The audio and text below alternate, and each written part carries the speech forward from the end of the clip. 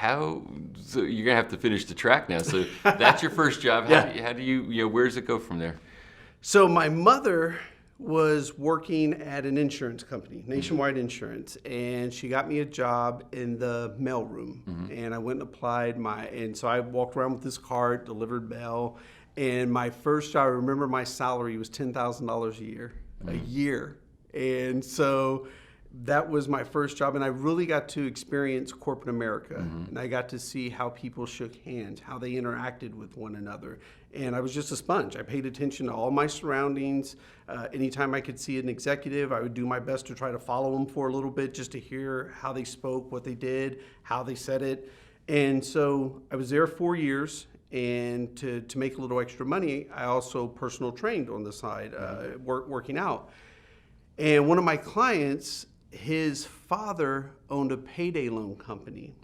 And he said to me, hey, you should go work for my dad. Well, at the time, I didn't know what his dad did. I knew they had a big ass house and a bunch of cars. So I said to him, I'm like, man, your dad could be a drug dealer. I don't know, just because that was the world I was from. Right. And he goes, no. He goes, my dad started with one payday loan company, and now he had over 400 of them. And what intrigued me when I interviewed with his dad was his dad only had a high school diploma. So that really spoke to me. I'm like, okay, well, if he did this, maybe I can do it. Right. And so I worked with him in the proofing department, where you sat back in this room and you looked at reports and deposit slips and you made sure all the money matched. It was so tedious. I hated it. Right. 60, 90 days in, I asked the manager, I said, okay, how many reports have been proofed in a day? And she goes, like 42. I said, okay. So driving home that day, I said, all right, tomorrow I'm going in, I'm going to smash the record. And I did like 72 the next day. Wow. And then 73. And then a month afterwards, the owner calls me up to the front. And real country guy, Texan, he goes, hail, Jovan. Now, my name's Javon, not Jovan. He goes, hail, Jovan, what is it you want to do, son? And I'm sitting in his office, and he had this picture behind him of him and the executive vice presidents. I've never been afraid to ask for what I want, because the worst thing you can say is no. Right. Maybe F no, but still no. Right. And for me, no just means not right now. Right. And so he asked me, what do you want? I said, I want to be in the picture. He goes, hell, son, you got balls, don't you? You asked me what I wanted. And he said, okay, here's what I'm going to do. I'm going to send you out to different offices, and you can learn how the offices work and do a little cleanup on offices that aren't functioning well. Did that for about 9 months. Calls me back into his office 9 months later. He said, hell, here's what I'm going to do for you, son. You're going to be a regional vice president of Louisiana, Vegas, or Portland, Oregon. You get to pick. Well, I'd spent time in Louisiana, and no disrespect to anybody, but good God, did not want to go there. Vegas, in my opinion, worse than Louisiana, and so I had never been to Portland, Oregon. So he sends me up there to go see if I like it. I get off the plane, I see the trees. This is January, so it's not the nicest time of the year. I get off the plane, I see the trees, I see the air, smell the air. Oh, that's it. I'm in. I'd never even left the airport. I go, I'm in. This is where I want to go. I'd never seen anything like that. So ended up moving to Portland, Oregon, and that's at 23 years old. He gave me an opportunity to be a regional vice president. And let me back up. He didn't give me an opportunity. I created an opportunity. And so worked there. 30 days into it, Patrick, he calls me up and he goes, hell, Jovan, I want you to go down to Eugene, Oregon, and open an office. And my response was, yes, sir. He goes, need anything from me? No, sir. Hung up the phone. I sat there and I go, I have no clue how to open an office. I'm 23 years old. So I just said to myself, okay, step one, where the hell's Eugene, Oregon? Step two, drive to Eugene, Oregon. Right. Step three, I got there, need a realtor, need to find a place. And then it hit me, wait a minute, I got 3 offices in Portland, Oregon. I'll just duplicate those and make this look like that. And that's what I did. So 3 years later, I ended up with 6 offices, 8 total. 3 of them I opened. 2 of them were the purchase of a competitor that we bought out. And so incredible opportunity for me. And what made me leave, one day, I'm mixed race, half white, half black. a white lady comes into one of the offices, and she's paying on her $100 loan. Now, you and I both know, if you've got to borrow $100, Right. you're in a pretty strapped position. Yeah. And so she was coming in to pay on her $100 loan. It was like $21 to make her payment. But she had a mixed race little boy with her. And all I saw was me and my mom. And the next day I resigned. I couldn't do it because it was an incredible opportunity. To this day, I thank him. He was so instrumental in my career in allowing me to have that opportunity. But it's a vicious cycle that so many people are just stuck in and they can't get out. I mean, we had people who had loans at all 6 offices. Oh, wow. And they're just stuck. They're using one to pay for the other, and I just want it out. And I don't knock it. You know, it's legal. Make your money. Do your thing. But I just want it out. So you left that job, Yeah. and you said you'd, you thanked them, et cetera, but you just couldn't do it Couldn't do anymore. Okay. So where did you go from there? Moved back to San Antonio, Texas, and had saved quite a bit of my money.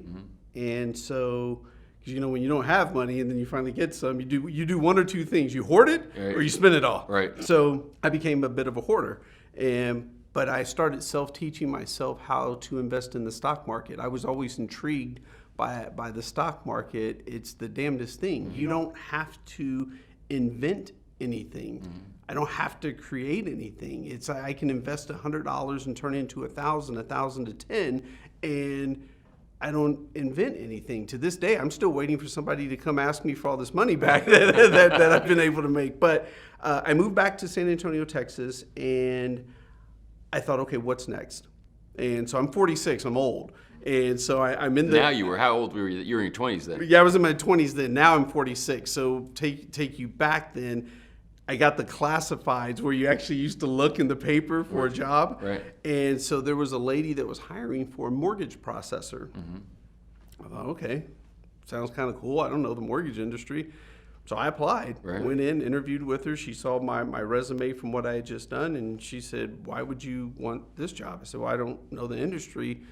I'm willing to learn. I'll do everything I can to learn. So she hired me, went in, learned every facet of mortgage, went from a loan processor to a mortgage officer to ended up working for Countrywide Home Loans.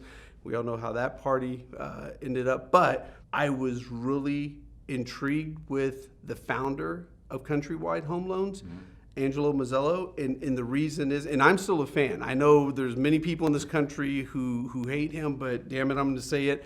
I am a fan, and when I read that he started Countrywide Home Loans, which at one time was the world's largest home lender, he started it in California on a card table on the courthouse steps. I thought, okay. Yeah. He was a hustler. Right. And so I was just intrigued by that. And so I got the opportunity to meet him and like 2 years ago. And it was great. I got a picture with him. That's great. But anyway, learned the mortgage industry, made a ton of money. We all know what happened with the mortgage industry. I ended up making $1 million at one point through investing and working. I went broke.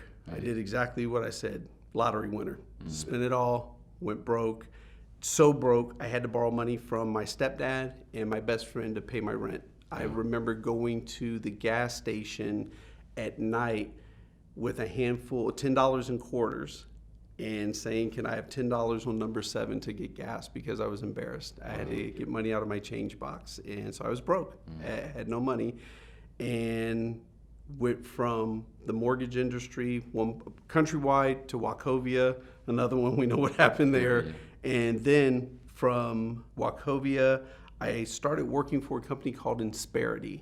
And Insperity was, they sell healthcare benefits, payroll, workers' comp, and I sold the service to a gentleman who owned a software company. And 30 days after I closed him, took me 17 months to close him, by the way, as well. So I was relentless on my follow-up. Yeah. So I closed him, and 30 days later, he calls me up and he says, hey, how would you like to come work for me? And I was like 38 at the time, and he said, I go, man, that's software. That's a young man's game. I know nothing about that. He goes, but you know how to sell, and you're great at follow-up. And he said they never had a sales team. So I said, count me in, I'll come do it. So I was the lowest paid person, and we used to make our calls in the storage closet, and that's where we used to make our sales calls. Boiler room. Yeah, exactly. So I knew nothing about enterprise software. I would call competitors and have them pitch me to learn the field, but I knew, okay, I'll just keep calling everybody. That's interesting. That's fascinating. I never heard anybody else do that. So how would you learn how people in this industry pitch? Yeah. And you would call competitors as if you were a prospective customer. Yes. And get the pitch and say, okay, I see what they're doing. Oh, okay, yeah, that's exactly what I It's was doing homework, yeah. Well, and I was very fortunate that I was employee number 13, so there were about 9 software engineers there.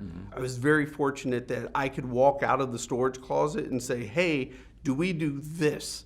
And, based on whatever question someone asked me when I was prospecting. And people would say, yes, we do that. No, we don't. And I go, well, I know we don't, but I just sold it. So what are we going to do? And so they were phenomenal team, smart people. And my goal was, okay, let me get in, let me sell. And it was a phenomenal opportunity that my attitude was, okay, there's the Fortune 1000, and I'm going to call all of them. And my attitude was, and so many people ask me this in sales, JT, why does no not bother you? If I'm prospecting the Fortune 1000 and I call you up and you say no, I got 999 other people I can go call. Someone's going to say yes. And my mentality is this as well. When I was a kid and I would come home from school and I'd ask my mother, are we going to eat dinner? She would say no. That hurts because there was nothing I can do. You saying no, you won't do business with me? Whatever, I'll call someone else. I would just keep calling. And so, long story short, with the software company, I was the lowest paid person, employee number 13, and we ended up scaling the company. 2.5 years later, I became the president of the company. We scaled the company from one office, storage closet in Austin, to having offices in Houston, Dallas, and Monterrey, Mexico. And we ended up with over 100 people. And so, but yeah, and I don't write code.